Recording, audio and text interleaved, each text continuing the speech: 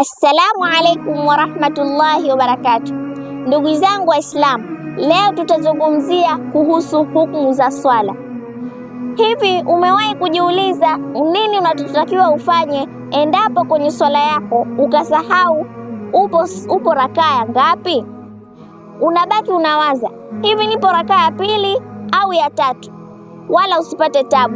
Mtume wetu sallallahu alayhi wasallam ametuelekeza cha kufanya katika hadithi ya Abi Huraira katika sahihi Muslim.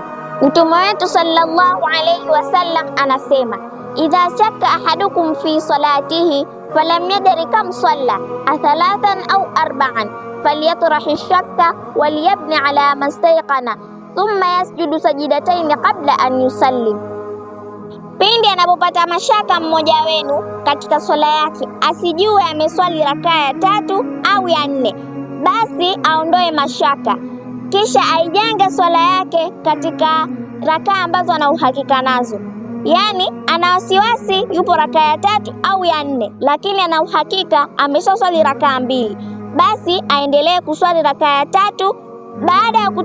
Baada ya kusoma tashahud, asujudu sijida mbili zinaitwa sijidatu sahau kabla ya kutoa salamu, na hapo swala yake itakuwa imesihi biidhnillahi taala. Tunamwomba Allah subhanahu wa ta'ala atuongezee ufasaha katika ufanyaji wa ibada zetu. Amin. Karibuni sana Madrasatul Janna, mahali ambapo elimu na nuru hukutana. Wa hadha, assalamu alaikum wa rahmatullahi wa barakatuh.